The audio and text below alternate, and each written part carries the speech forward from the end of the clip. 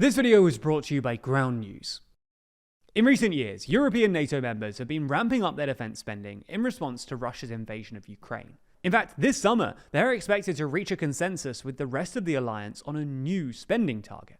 Last week, however, President Donald Trump raised some eyebrows when he said that he wants NATO members to spend a whopping 5% of their GDP on defense, more than double the current target, and much more than even America, which spends just over 3%. So in this video, we're going to look at how much European NATO members actually spend on defense, who is and isn't on board with Trump's 5% target, and whether European states could even afford it anyway.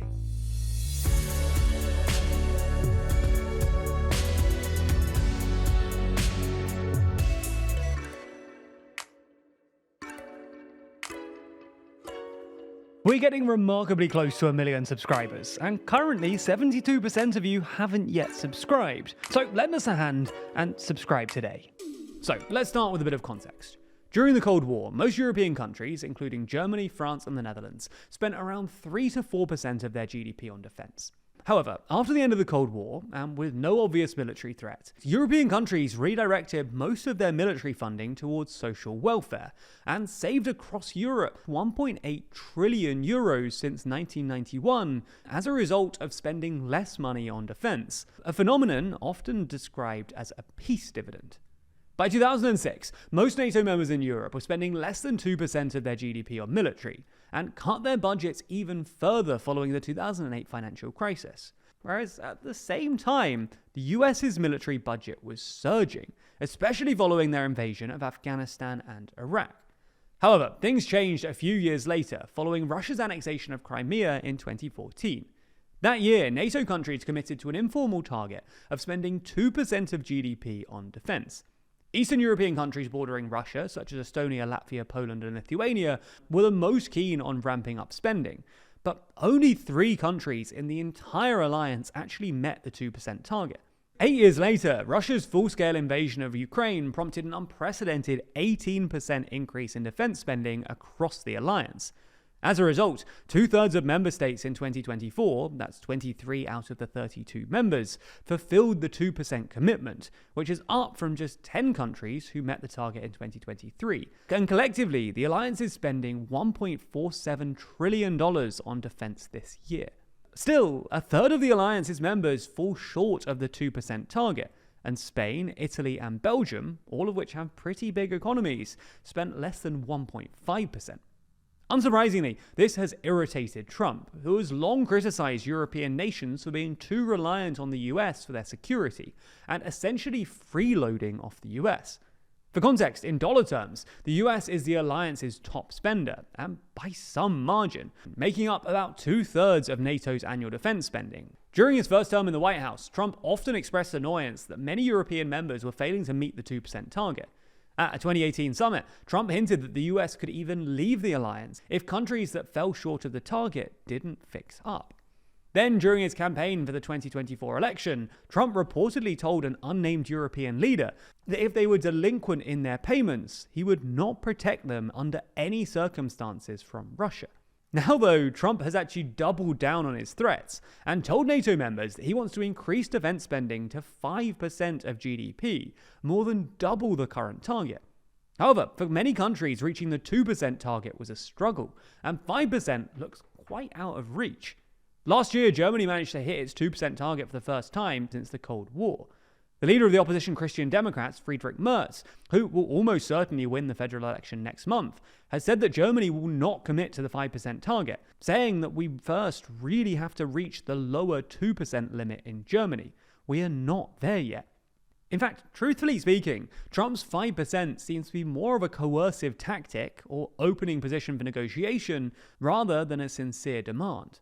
Still, many countries, particularly those in the Baltic and Nordic region, feel that the 2% defense target is insufficient, even during peacetime. In comparisons to Russia, which is projected to allocate around 8% of its GDP to defense this year, as well as an equivalent amount of off-book spending via state-directed bank loans.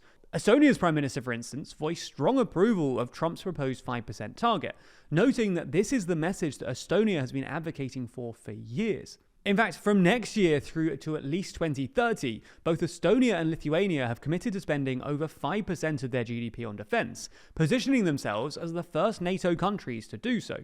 For Lithuania, this represents a near doubling of its current expenditure of approximately 2.9%.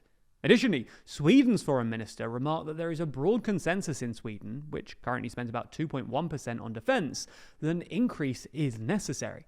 Meanwhile, the president of Poland, the NATO member with the highest defence spending as a percentage of GDP, stated that Europe should embrace rather than resist Trump's call for a 5% target.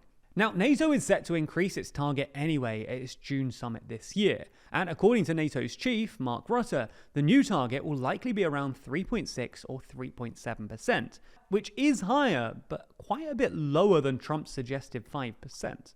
But even 3 or 3.5% would be a stretch for many members, especially for those struggling with debt issues.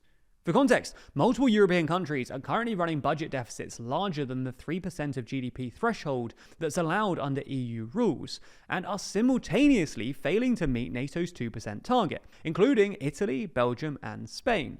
Countries with high debt levels and high interest costs just don't really have much room to raise more debt. So the only real way for them to spend more on defense is to cut spending in other areas, which almost certainly means cutting welfare spending. In fact, Rutte has already urged NATO members for essentially a reversal of the peace dividend, arguing that on average, European countries easily spend up to a quarter of their national income on pensions, health, and social security systems, and we only need a small fraction of that money to make defence much stronger.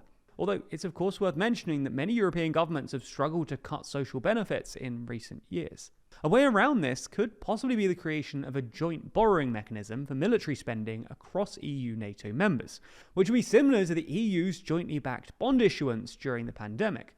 This idea has already been floated around by the EU's defence chief, and been pushed for by the French President Emmanuel Macron, as well as being backed by the EU's foreign minister, Estonia's Kaja Kallas. Rutte has also said that the new target can be potentially lowered if European states are able to do a better job of jointly buying weapons and equipment. But not everyone is on board with the idea of jointly borrowing, especially the more so-called frugal countries like the Netherlands and Germany, where Chancellor-in-Waiting Friedrich Merz has already said that he's not keen on further debt sharing. And while there are some savings to be made via joint procurement, the wave of EU skepticism sweeping the continent at the moment means that governments will probably resist anything that looks like a joint defence force. There's no easy answer here then. Trump is demanding more spending, but it's not obvious to see how this would be achieved without damaging cuts. But lots of people are talking about this problem, with more than 79 outlets reporting on Trump's initial statements on this issue, with 25% of those leaning left and 43% leaning right. On the left, outlets tend towards more aggressive terms like demand and accuse, framing Trump as being confrontational with European allies, while the right characterizes Europe as failing to meet its obligations and letting the US down. And this is all possible thanks to our sponsor, Ground News, a website and app developed by a former NASA engineer on a mission to give readers an easy, data-driven, objective way to read the news. They pull in stories from all over the world and organize them by story, with each coming with a quick visual breakdown of the political bias, factuality, and ownership of the source's reporting. All backed by ratings from 3 independent news monitoring organizations. One of my favorite features is their blind spot feed, which shows you stories underreported by one side of the political spectrum or the other. For instance, if you lean right, you might have missed this story about a GOP lawmaker who suggested that school children should have to work in order to earn free lunches. A story which was reported on by many major left-wing outlets, but not by anyone on the right. Now, as an impartial news outlet, we're passionate about informing our viewers about bias and helping them to understand how it affects the media they consume. Ground News is very effective at this, showing you exactly how each side of the political divide covers every story you see online. And best of all, Ground News are currently offering viewers 40% off Round's Vantage plan, which includes access to all of their amazing features, like their blind spot feed. This is their biggest discount of the year, so go to ground.news/TLDR, scan the QR code on screen, or use the link in the video description to subscribe today.